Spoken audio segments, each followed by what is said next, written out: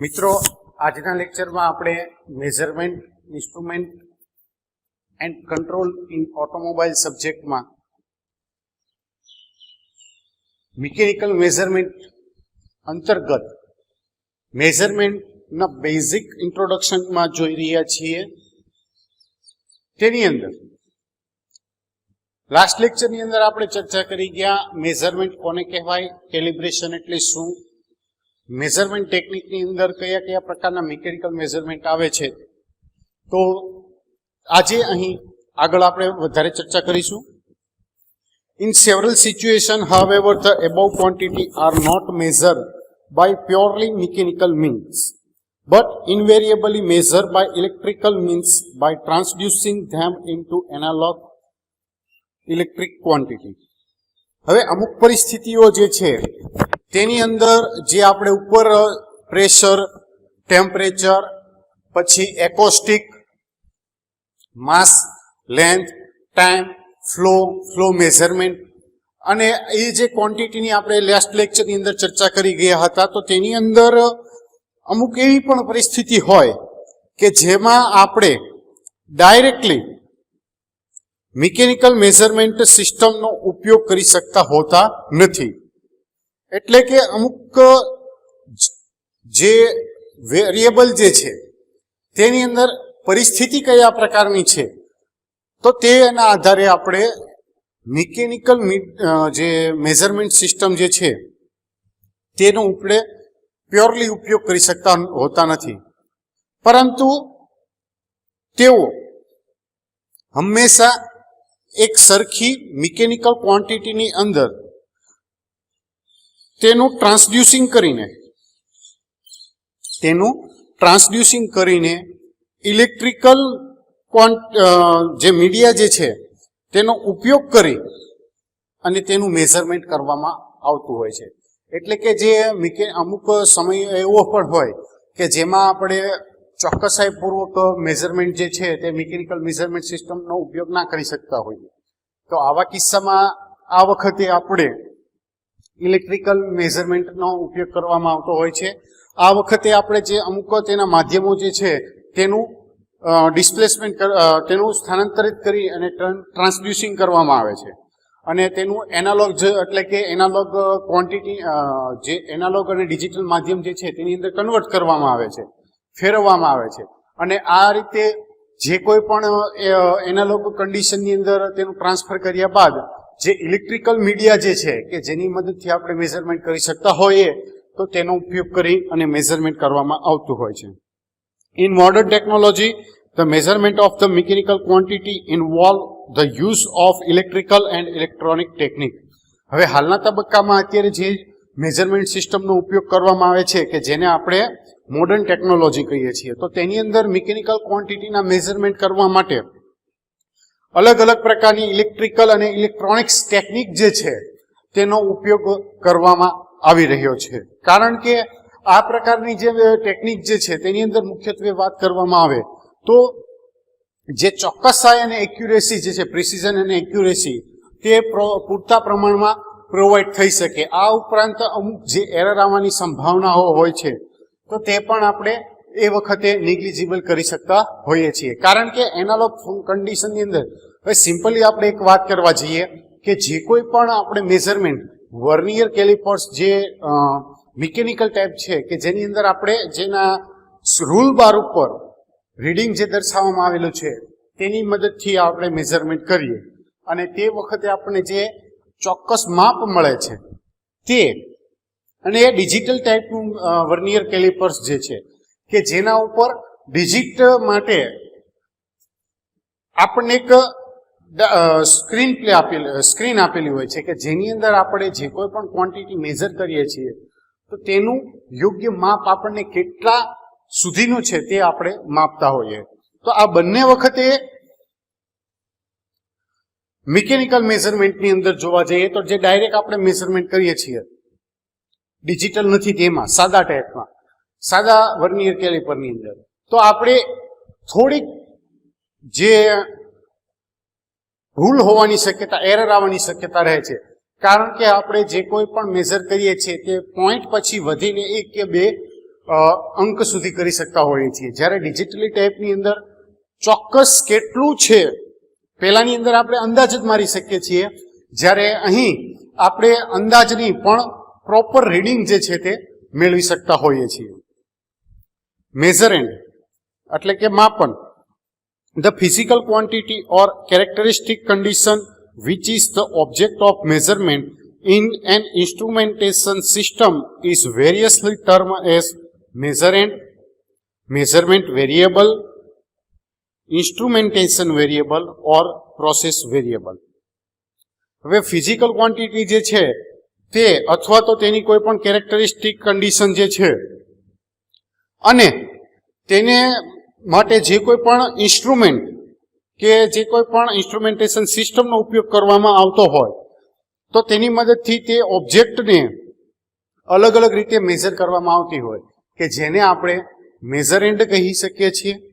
આ ઉપરાંત measurement variable તરીકે પણ ઓળખીએ છીએ. આ ઉપરાંત ઇન્સ્ટ્રુમેન્ટેશન વેરિયેબલ અને પ્રોસેસ વેરિયેબલ એવા અલગ અલગ ટર્મ, અલગ અલગ શબ્દ જે છે તેનો ઉપયોગ કરી અને માપવાનું કામ જે છે તે કરી શકતા હોઈએ છીએ.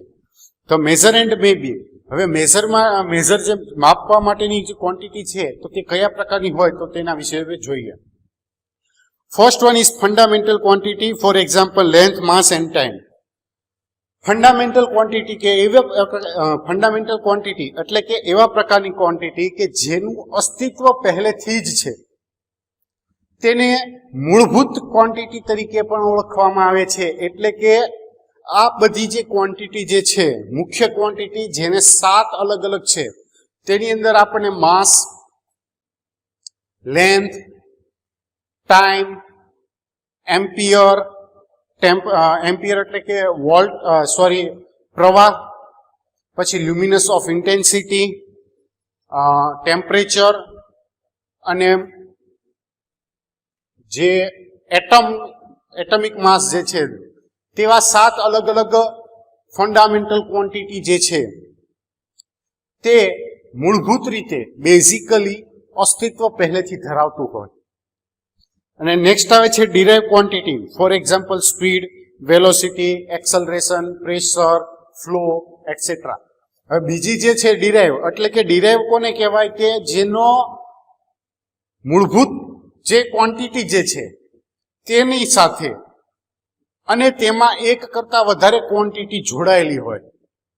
હવે આપણે વેલોસિટી વિશે વાત કરીએ તો વેલોસિટીની અંદર આપણે મેઝરમેન્ટ કરતા હોઈએ તો આપણે સ્પીડનો યુનિટ જે છે તે મીટર પર સેકન્ડ, એટલે કે અહીં લેન્થ અને ટાઈમ એમ બે મુખ્ય ક્વોન્ટિટી, ફંડામેન્ટલ ક્વોન્ટિટી જે છે તેની મદદથી આપણે વેલોસિટી જે છે તે નક્કી કરી શકતા હોઈએ છીએ. ત્યાર પછી જોઈએ તો કે એક્સલરેશન, એક્સલરેશનનો યુનિટ પણ આપણને ખબર છે મીટર પર સેકન્ડ સ્ક્વેર. એટલે કે અહીં પણ આપણે આ વખતે પણ આપણે જે ફંડામેન્ટલ ક્વોન્ટિટી છે તેમાંથી ટાઈમ અને લેન્થ એ મુખ્ય બે ક્વોન્ટિટીનો ઉપયોગ કરી અને એક્સલરેશન જે છે તે મેઝરમેન્ટ કરતા હોઈએ છીએ. પછી જોઈએ કે ટોર્ક. તો ટોર્કની અંદર આવે છે ન્યૂટન મીટર. ન્યૂટન જે છે તે ફોર્સની વેલ્યુ છે અને મીટર જે છે તે લેન્થની. એટલે કે જે ફોર્સ છે તો તેના માટે આપણે ફરી પાછું જવું પડશે માસ, અને માસ પહેલા ડિરાઈવ કરીશું, તેના માસ ઉપરથી ફોર્સ મેળવશું, ફોર્સ ઉપરથી આપણે ફરી પાછા જે આપણે ટોર્ક જે છે તે ફાઇન્ડ આઉટ કરતા હોય. એટલે કે એક નહીં તો બીજા પ્રકારે ડિરાઇવ ટાઈપની ક્વોન્ટિટી જે છે તે એક અથવા એકથી વધારે, મિનિમમ 2 અથવા તો 2 થી પણ વધારે હોઈ શકે. એટલે કે ફંડામેન્ટલ ક્વોન્ટિટીમાંથી તેને ડિરાઈવ કરવામાં આવેલી હોય, તેને પ્રાપ્ત કરવામાં આવતી હોય. તો આ પ્રકારની ક્વોન્ટિટી જે છે તેને આપણે ડિરાઈવ પ્રકારની ક્વોન્ટિટી કહીએ છીએ કે જેની અંદર આપણે જોઈએ છીએ velocity, speed, acceleration, torque, power, pressure, flow, આવી રીતે બધી જે મેઝરમેન્ટ છે તે ડિરાઈવ ટાઈપની ક્વોન્ટિટીનું થતું હોય છે. The word measurand is used to designate the particular physical parameter being observed and quantified, that is the input quantity to the measuring process. હવે મેઝરમેન્ટ શબ્દ જે છે તેનો ઉપયોગ આપણે ઓબ્ઝર્વેશન અને ક્વોલિફાઈડ રીતે કોઈ એક ચોક્કસ ફિઝિકલ પેરામીટર જે છે તેને નક્કી કરવા માટે ઉપયોગમાં આવે છે અને આ માટે આપણે ઇનપુટ ક્વોન્ટિટી કેટલી જ છે તે માપવાની પ્રક્રિયા ઉપરથી રિઝલ્ટ જે છે તે મેળવી શકીએ છીએ. The act of measurement produce a result. અને આ રીતે જે કોઈ પણ મેઝરમેન્ટ માટેની પ્રોસેસનું જે રિઝલ્ટ જે છે તે આપણે મેળવી શકીએ છીએ. નેક્સ્ટ ફિગરની અંદર દર્શાવવામાં આવ્યું છે કે કઈ રીતે મેઝરમેન્ટ કરવામાં આવે છે. તો સૌથી પહેલા આવે છે મેઝરન્ટ ક્વોન્ટિટી ટુ બી મેઝર. એટલે કે જે કોઈ પણ ક્વોન્ટિટીને આપણે મેઝરમેન્ટ કરવાનું છે તો તેના માટે તે ક્વોન્ટિટીના જે ડાયમેન્શન હશે કે પછી તેની જે ક્વોન્ટિટી આપણે મેઝર કરતા હોઈશું તો તે આપણે માપવાની. નેક્સ્ટ આવે છે પ્રોસેસ ઓફ કમ્પેરિઝન. તો પ્રોસેસ ઓફ કમ્પેરિઝનની સાથે આપણે એક બીજી જે નીચે દર્શાવેલી છે તેમાં પણ ધ્યાન દેવું પડશે અને તેમાં લખેલું છે સ્ટાન્ડર્ડ કાઉન્સમાં છે નોવન ક્વોન્ટિટી.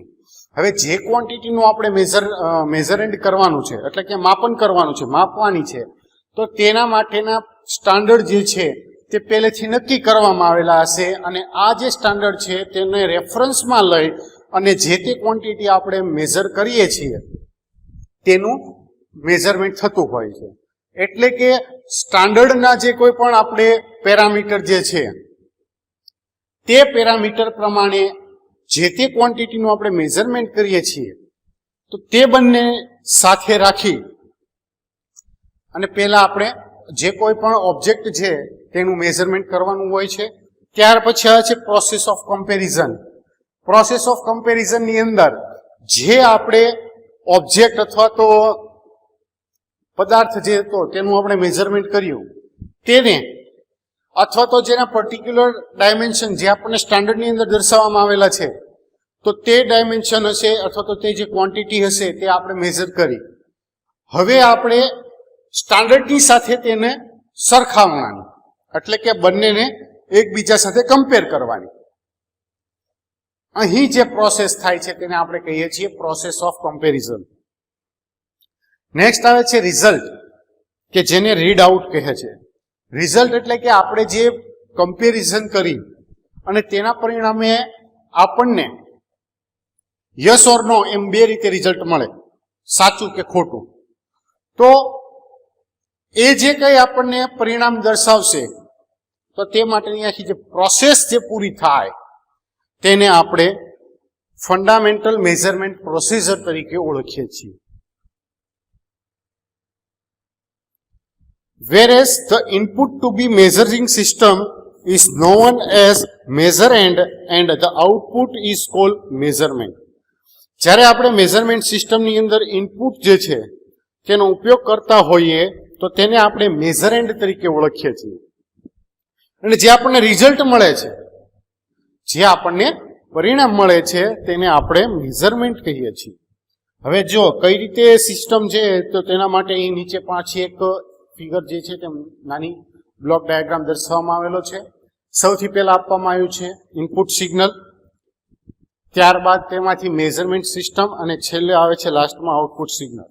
એટલે કે જે કોઈ પણ ક્વોન્ટિટીનું આપણે મેઝરમેન્ટ કરવાનું હોય તો તેની અંદર તે ક્વોન્ટિટી માટે તેના ઇનપુટ સિગ્નલ એટલે કે ઇનપુટ પેરામીટર કયા પ્રકારના છે તો એ પેરામીટરને નક્કી કરવાના કે જેને આપણે મેઝરન્ટ અથવા તો જે માપન માટેના જે પેરામીટર જે છે તેને કહીએ છીએ.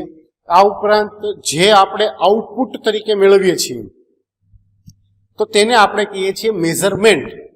એટલે કે જે આપણે માપન કર્યું તે દર્શાવે છે. The basic requirement for getting the meaningful of the measurement are. હવે મેઝરમેન્ટ જે છે તેની અંદર મીનિંગફુલ એટલે કે અર્થપૂર્ણ રિઝલ્ટ મેળવવા માટે અમુક જે રિક્વાયરમેન્ટ જે છે, બેઝિક રિક્વાયરમેન્ટ એ કયા પ્રકારની હોય તો તે જોઈએ. હવે The standard employed for the comparison purpose must be accurately defined and should be commonly accepted. હવે જે કોઈ પણ મેઝરમેન્ટ સિસ્ટમની અંદર સ્ટાન્ડર્ડ જે છે તેનો ઉપયોગ કરવામાં આવતો હોય કમ્પેરિઝન કરવા માટે, તો આ જે સ્ટાન્ડર્ડ જે છે તે યોગ્ય રીતે ડિફાઇન કરેલું હોવું જોઈએ, એક્યુરેટલી ડિફાઇન કરેલું હોવું જોઈએ અને તે કોમનલી બધી જગ્યાએ એક્સેપ્ટેબલ હોય તેવું પણ હોવું જોઈએ. એટલે કે સામાન્ય રીતે દરેક જગ્યાએ તે સ્વીકૃતિ પામેલું હોવું જોઈએ, તે બધી જગ્યાએ તેનો ઉપયોગ થઈ શકે તે પ્રમાણે નક્કી કરેલું હોવું જોઈએ. The standard must be same character as the measurand and usually but not always in prescribed and defined by a legal or recognized agency or organization, for example, Indian Bureau of Standard, IBS, or International Organization of the Standard, ISO. હવે જે કોઈ પણ આપણે parameter કે criteria જે નક્કી કરવામાં આવતા હોય તો તેની અંદર જે કોઈ પણ આપણે કેરેક્ટર નક્કી કરેલું છે કે સામાન્ય રીતે આપણે લેન્થ માટે L નો જ ઉપયોગ કરીએ છીએ, માસ માટે M નો ઉપયોગ કરીએ છીએ, ફોર્સ માટે F નો ઉપયોગ કરીએ છીએ, વેલોસિટી માટે V, સ્પીડ માટે S. તો આ બધા જે કેરેક્ટર જે છે તે પહેલેથી ડિરાઈવ કરેલા હોવા જોઈએ અને એક સમાન રીતે હોવા જોઈએ, પરંતુ કાયદેસરલી તે જે તેની જે એજન્સીઓ છે કે જેના દ્વારા તેને નક્કી કરવામાં આવે છે અથવા તો જે કોઈ પણ સંસ્થા છે તો તેના દ્વારા તેને નક્કી કરવામાં આવતા હોય છે અને ઘણી વખત તેવું હોતું પણ નથી. એટલે કે આ બધું જે નક્કી કરવાનું કામ જે છે તે ઇન્ડિયન લેવલે ઉપર આપણે વાત કરીએ તો ઇન્ડિયન બ્યુરો ઓફ સ્ટાન્ડર્ડ એટલે કે ઇન્ડિયન સ્ટાન્ડર્ડ જે છે તેને આપણે ઇન્ડિયન બ્યુરો ઓફ સ્ટાન્ડર્ડ કહીએ છીએ કે જેને IBS તરીકે ઓળખીએ છીએ. અને જો ઇન્ટરનેશનલ લેવલનું સ્ટાન્ડર્ડ હોય તો તેના માટેનું જે કોઈ પણ કેરેક્ટર જે છે તે નક્કી કરવાનું કામ ISO એટલે કે ઇન્ટરનેશનલ ઓર્ગેનાઇઝેશન ઓફ સ્ટાન્ડર્ડ તરીકે આપણે ઓળખીએ છીએ, એટલે કે તેના દ્વારા નક્કી થતું હોય છે. ઘણી વખત એવું બને કે જે કોમન વેરિયેબલ હોય તો તે બંને જગ્યાએ એક્સેપ્ટેબલ હોય અને ઘણી વખત એવું હોય કે જે તે પર્ટિક્યુલર જગ્યા માટે હોય તો તેમાં કેરેક્ટર જે છે નક્કી કરવામાં આવેલું હોય તો તેમાં ભિન્નતા પણ જોવા મળતી હોય છે. The apparatus used and method adopted for the comparison process must be provable. હવે કમ્પેરિઝન કરવા માટે જે કોઈ પણ આપણે ડિવાઇસ અથવા એપરેટસનો ઉપયોગ કરીએ છીએ તે અને જે કોઈ મેથડનો ઉપયોગ કરીએ છીએ તો આ બંને વસ્તુ એક્સેપ્ટેબલ હોય તે જરૂરી બનતી હોય છે. Several measurement of interest vary with time in continuous manner over a range of magnitude. હવે જે કોઈ પણ ઇન્ટરેસ્ટ છે તેના આધારે અનેક અલગ અલગ જે મેઝરમેન્ટ અને તેના માટેની જે સિરીઝ જે છે તેના ઇન્ટરેસ્ટ માટેની જે કન્ટિન્યુઅસ રેન્જ છે તે સમયની સાથે સાથે બદલાતી પણ હોય છે. For example, the speed of automobile as it start from rest has some magnitude at every instant during its motion. For example એટલે કે ઉદાહરણ તરીકે આપણે વાત કરીએ કે કોઈ પણ ઓટોમોટિવ વ્હીકલ જે છે તેની સ્પીડ શરૂઆત જે છે તે રેસ્ટ કન્ડિશનની અંદર થતી હોય છે અને દરેક ક્ષણ ઉપર જ્યારે તે મોશનમાં હોય તો તે વખતે દરેક વખતે તેની સ્પીડ પણ સાથોસાથ બદલાતી રહેતી હોય છે. The sensor that respond to the velocity will produce on output signal having a line variation analogous to the time change in automobile speed. Sensor કે જે વ્હીકલને સ્પીડ માટેનું જે રિએક્શન છે તે આપતું હોય છે કે જે ઓટોમોટિવ વ્હીકલની સ્પીડની અંદર જે કોઈ પણ ફેરફાર થાય છે તે ટાઈમની પ્રમાણે તે અલગ અલગ લાઇન સાથે જે સિગ્નલ જે છે આઉટપુટ સિગ્નલ જે છે તે પ્રોડ્યુસ કરવાનું કામ કરતું હોય છે. Such a signal is referred to as analog signal because it is analogous to the continuous physical process. અને અહીંયા જે કોઈ પણ સિગ્નલ પેદા થાય છે તેને આપણે એનાલોગ સિગ્નલ તરીકે ઓળખવામાં આવે છે કારણ કે તે કન્ટિન્યુઅસલી સિગ્નલની પ્રોસેસ જે છે તે ફિઝિકલ પ્રોસેસ સાથે જોડાયેલું હોય છે. The analog signal which has a value at every instant of time become a digital signal. Analogue signal જે છે તેને દરેક ટાઈમ ઇન્ટરવલ ઉપર એક વેલ્યુ હોય છે અને આ રીતે તે ડિજિટલ સિગ્નલ જે છે તેની અંદર કન્વર્ટ થતા હોય છે. A digital signal is a set of described member each corresponding to the value of analog signal at single specific instant of time. Digital signal જે છે તે ચોક્કસ ટાઈમ ઉપર એનાલોગ સિસ્ટમની જે કોઈ પણ વેલ્યુ હોય છે તેના આધારે અલગ અલગ જે સંખ્યાઓ હોય તેનો સમૂહ જે છે તે દર્શાવે છે.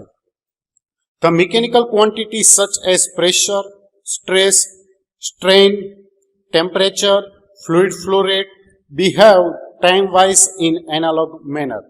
જે મિકેનિકલ ક્વોન્ટિટી છે કે તેની અંદર આપણે જોવા જઈએ તો pressure, stress, strain, temperature, flow અને ફ્લો રેટ, આ ઉપરાંત આ બધી જે ક્વોન્ટિટી જે છે કે જે સમયની સાથે એનાલોગ તરીકે કામ કરતી હોય, પરંતુ જે એનાલોગ કક્ષાએ તે કામ કરતી હોય તો તેની સાથે તેને સમકક્ષ ડિજિટલ સિગ્નલિંગ અને તેના અંદર કન્વર્ઝન કરવું પડતું હોય છે. However, by converting an analog signal to an equivalent digital signal for the purpose of signal conditioning and or readout, oftenly following distinct advantage obtained. એટલે કે જ્યારે આપણે જે એનાલોગ સિગ્નલ જે છે તેની સાથે આ સિગ્નલને અનુરૂપ ડિજિટલ સિગ્નલ ને કન્વર્ટ કરવાનું હોય તો તેના માટે અમુક સિંગલિંગ કન્ડિશનના હેતુઓ માટે નીચે પ્રમાણે જે મુદ્દાઓ છે તે ફાયદાકારક બનતા હોય છે. નોઇઝ પ્રોબ્લેમ આર રિડ્યુસ ઓર સમટાઈમ એલિમિનેટેડ કમ્પ્લીટલી. અમુક નોઇઝની સમસ્યાઓ જે છે તે ઘટી જાય છે અથવા તો ઓછી થતી જાય છે અને અમુક વખત તે પૂરેપૂરી દૂર પણ થતી હોય છે. Data transmission become simpler. હવે અહીં જે કોઈ પણ ડેટા ટ્રાન્સમિશન સિસ્ટમ છે તે પ્રમાણમાં સરળ બની જતી હોય છે. Computer are designed to process digital information and direct a numerical display of recording is more easily accomplished by the manipulating digital quantity.